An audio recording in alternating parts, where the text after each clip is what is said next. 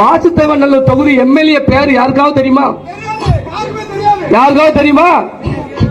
எவ்வளவு லட்சணத்துல ஒரு எம்எல்ஏ பத்திலா உனக்கு கிடைச்ச பதவியை வச்சு இந்த மக்களிடையே நீ மாலை மரியாதை வாங்கிருக்கலாம், இறங்கி வேலை பார்த்திருக்கலாம். ஏன் தெரியுமா உங்களெல்லாம் எம்எல்ஏ சந்திக்க மாட்டாங்க? எப்படினாலும் தேர்தலுக்கு பணத்தை கொடுத்து இந்த சாதியில ஓட்டு வாங்கிடலாம் அப்படிங்கிற ஒரு காரணம் தான். புரியுதுல?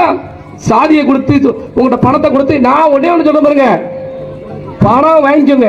ஓட்டுக்கு 2000 3000 கொடுத்தா வாங்குங்க. அதுல மாட்டு அது அவன் அப்பா விட்டு பணம் கிடையாது, அது உங்க பணம் தான், நீங்க வாங்கிக்கோங்க.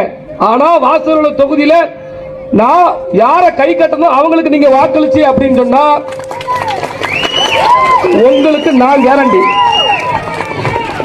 கேரண்டி தம்பி, நீ சொல்லித்தான அவனுக்கு ஓட்டு போட்டோம், இவன் எங்களுக்கு ஒண்ணுமே செய்யல அப்படின்னு நீங்க நாளைக்கு என்னை சட்டையை பிடிச்சு கேட்கலாம். நான் நீங்க புகார் கொடுத்த அடுத்த நிமிஷம் அவனுக்கு போன் அடிச்சு கேட்பேன், இல்ல என்னைய நம்பிதானா உனக்கு ஓட்டு போட்டாங்க, ஏன் என் மக்களுக்கு செய்யல, சட்டையை பிடிச்சு கேட்பேன், வீட்டுல தூங்க விடாம பண்ணி விடுவேன். புரியுதுல?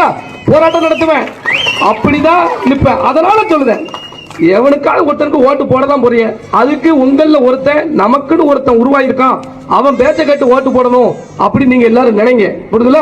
எப்படினாலும் இந்த தேர்தலை விட்டுருங்க.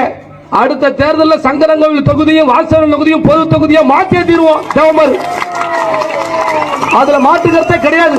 தென்காசி மாவட்டத்தில் கிட்டத்தட்ட 8 லட்சம் தேவமர் இருக்கும், நம்ம 7-8 லட்சம் தேவமர் இருக்கும். நமக்கு அதிகாரம் இருக்கா? நம்மள எவ்வளவு ஒருத்தர் மதிக்கானா இன்னைக்கு சங்கடப்படுதோம். இந்த நாட்டுக்கு சுதந்திரம் வாங்கி கொடுத்துட்டு இந்த நாடு அடிமையா கிடக்கும் போது இந்த நாட்டோட விடுதலைக்கு பாடுபட்டு அடிமை விலங்க உடைச்சது இந்த சாதி. ஆனா நம்ம இன்னைக்கு நம்மளை அடிமைப்படுத்துறதுக்கு ஒரு குறிப்பிட்ட சாதி ட்ரை பண்ணிட்டு இருக்கிறான்.